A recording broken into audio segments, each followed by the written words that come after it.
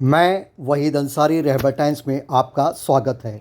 इस वक्त हम मौजूद हैं मुमरा स्टेशन के आफरीन हॉल में और आज यहाँ जाफरी वेलफेयर सोसाइटी और नाइस इंग्लिश स्कूल की तरफ से जश्न आज़ादी का प्रोग्राम मनाया गया। जश्न आज़ादी के इस मौके पर मुजाहिदीन आज़ादी के परवानों की इनकलाबी ज़िंदगी और उनके संघर्ष पर रोशनी डाली। ख़ास तौर पर मुग़ल सल्तनत के आखिरी बादशाह बहादुर शाह ज़फ़र की वतन परस्ती का वो किस्सा बयान किया जिसमें अंग्रेज़ों ने बहादुर शाह ज़फ़र के दोनों शहज़ादों के सर काटकर तश्तरी में सजाकर उनके सामने पेश किए, लेकिन उसके बावजूद भी बहादुर शाह ज़फ़र के वतन की मोहब्बत कम ना हो पाई और यही वजह थी कि अंग्रेज़ों ने उनसे तंग आकर उन्हें रंगून के एक गैरेज में कैद कर दिया, जहां पर उन्होंने अपनी ज़िंदगी की आखिरी सांसें गिनी। बहरहाल इस मौके पर आज़ादी के सभी परवानों ने जिस तरह से संघर्ष किया आज़ादी के लिए, उनके जीवन पर रोशनी डाली। इसके अलावा स्कूली बच्चों ने भी आज़ादी के परवानों के लिए बहुत सारे अशार पेश किए, शेर व शायरी का प्रोग्राम भी किया।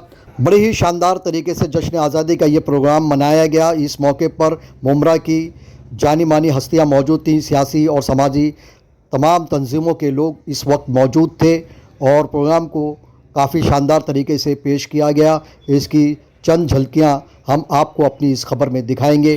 बहादुर शाह ज़फ़र की कुर्बानी एक सल्तनत की कुर्बानी, चाहे उनकी कमजोर हुकूमत ही सही, लेकिन सिक्का और मोहर और नाम बहादुर शाह ज़फ़र का था मुगल बादशाह। और ये भी मैं आपको बताना चाहता हूँ कि बहादुर शाह ज़फ़र 80 साल के 1857 में 80 साल के हो गए थे। जब मेरठ के फौजियों ने बगावत की तो सब हजारों हजार की तादाद में सब लोग लाल किला पहुंचे और इसमें सब हिंडोर थे, सारे लोग स्वतंत्रता सेनानी। इसमें 2-4 नाम है, जिसमें बेगम हसरत महल, मंगल पांडे, जनरल बख्श खां, कुंवर सिंह, तात्या टोपे, मौलवी अहमदुल्ला शाह, नाना साहब पेशवा, ये सारे लोग सब लोग लाल किले पर जमा हुए। उन्होंने कहा था हमको लड़ाई लड़नी है अपने नेतृत्व। बहादुर शाह ज़फ़र ने कहा कि मैं 80 साल का हो गया हूँ, न मेरे अंदर ताकत है, न हमारे मुगलों के अंदर ताकत है, न हमारी इतनी ताकत है, हम कैसे लड़ेंगे लड़ाई। सारे फौजियों ने, राजे महाराजाओं ने, जो जिम्मेदार थे, जो स्वतंत्र थे, जो अंग्रेज मुखालिफ थे, सब लोगों ने मजबूर किया बहादुर शाह ज़फ़र आप ही हमारे बादशाह हो, आप ही के नेतृत्व में लड़ाई लड़ी जाएगी। जानते हैं बहादुर शाह ज़फ़र जो वाहिद बादशाह है हिंदुस्तान की, जिनका दोबारा लाल किले में ताजपोशी हुई और पब्लिक ने ताजपोशी किया, हमारे फौजियों ने ताजपोशी किया और उनके नेतृत्व में लड़ाई लड़ी गई। भले हम हारे, लेकिन बहादुर शाह ज़फ़र की जो कुर्बानी है, उस कुर्बानी ने संग बुनियाद रख दिया मुल्क की आज़ादी के लिए। उसके बाद फिर आज़ादी की लड़ाई 1925 में लगातार होती नहीं है। आज इस कार्यक्रम से बहुत खुश हूँ कि यहाँ किसी एमएलए, किसी कारपोरेटर का स्वागत नहीं हो रहा है, बल्कि स्वतंत्रता सेनानियों के बलिदान को, उनकी कुर्बानियों को याद किया जा रहा है। मैं फिर तहे दिल से वफा साहब का, कपड़िया साहब का और जाफरी सोशल वेलफेयर सोसाइटी की तरफ से उनका और जो है नाइस इंग्लिश स्कूल का, उनके मुंतज़मीन का मैं आभारी हूँ, धन्यवाद देता हूँ, मुबारकबाद देता हूँ कि उन्होंने इतना अच्छा प्रोग्राम किया। जय हिंद। आज़ादी की लड़ाई में तमाम मजहब मिल्लत के लोगों ने इसमें हिस्सा लिया और उनकी कुर्बानियों का ये सिला मिला कि आज हम आज़ाद मुल्क में अपनी आज़ाद हवाओं के साथ गुजर बसर कर रहे हैं। लेकिन जहाँ तक हमारे बदर आलम साहब ने अभी जिक्र छेड़ा था आज़ादी के मुजाहिदीनों का, जिसमें मुग़ल सम्राट, मुग़ल शहंशाह बहादुर शाह ज़फ़र, जिनकी कुर्बानी जो है भुलाई नहीं जा सकती, ऐसे बहुत सारे मुजाहिदीन हैं हमारे बीच में जिन्हें हम नज़रअंदाज नहीं कर सकते हैं। शायद आज का माहौल, राजनीतिक माहौल में कई लोगों ने ऐसे मुजाहिदीन को भूलने की ज़हमत किया है, कोशिश की है और इतिहास से उसे काटने की भी कोशिश चल रही है। इसमें बहादुर शाह ज़फ़र जैसे कमज़ोर मुगल सम्राट बताया जाता है, लेकिन गालिबन आपको पता नहीं कि मुगल शहंशाहों में बहादुर शाह जफर की अहमियत क्या थी। बहुत कम लोग जानते हैं कि आज़ादी की लड़ाई में जिस वक्त 1857 में बहादुर शाह जफर ने आज़ादी की लड़ाई लड़ी, तो उस वक्त ये हाल था कि अंग्रेज ने उनके बेटों के 2 सर काट कर तख्त में बहादुर शाह जफर के पास भेजा।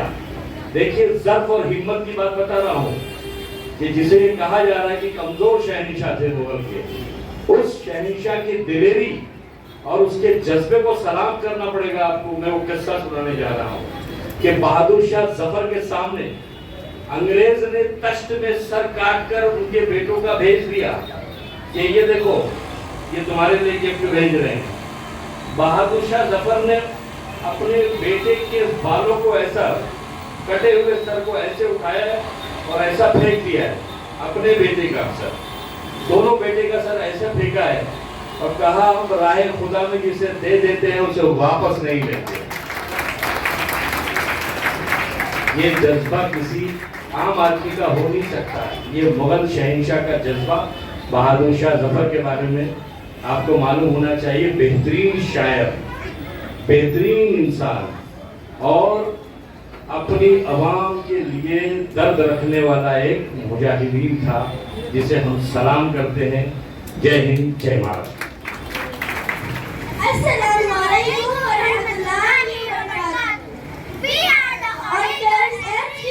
of nice English school. जिक्र अगर शहीदों का हो तो नाम चुना मेरा आए, जिक्र अगर शहीदों का हो तो नाम चुना मेरा आए। देखो वीर जवानों, देखो वीर जवानों, अपने खून पर ये इल्जाम ना आए। वाह वाह वाह वाह वाह, क्या बात है बेटा, जिंदाबाद। वाह। गूंज रहा है दुनिया में जय हिंद का नारा, गूंज रहा है दुनिया में जय हिंद का नारा, चमक रहा है आसमान में तिरंगा हमारा। वाह वाह वाह। लड़े वो वीर जवानों की तरह, ठंडा खून फौलाद हुआ, लड़े वो वीर जवानों की तरह, ठंडा खून फौलाद हुआ, मरते मरते भी मर गिराए, तभी तो देश आजाद हुआ। वाह वाह, क्या बात है बेटा। पेरेंट्स बोलिए बोलिए। नफरत बुरी है ना पालो इसे, दिलों में नफरत है निकालो इसे, कि नफरत बुरी है ना पालो इसे, दिलों में नफरत है निकालो इसे। ना तेरा ना मेरा ना इसका ना उसका, ना तेरा ना मेरा ना इसका ना उसका, ये सबका वतन है संभालो इसे। वाह वाह वाह वाह। इधर मैडम बहुत गौर से सुन रही है। Hello everyone and welcome. I am happy to meet you.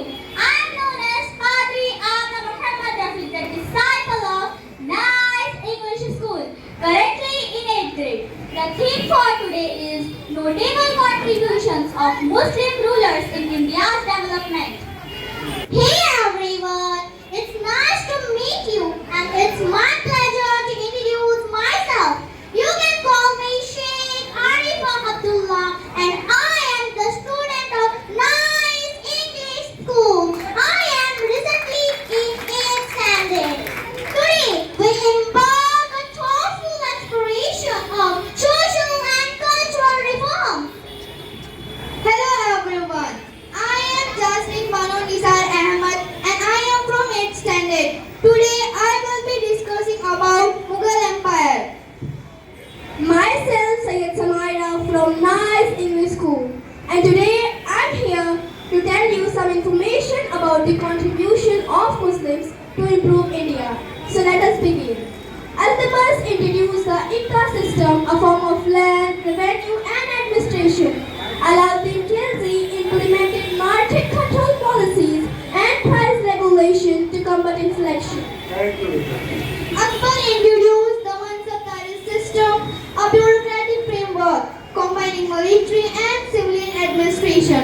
Sher Shah Suri introduced the currency and improved road infrastructure.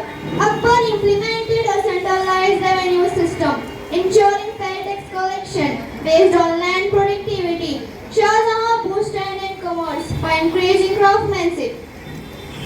Akbar promoted religious tolerance through policies like Suwai Code and universal peace, the abolition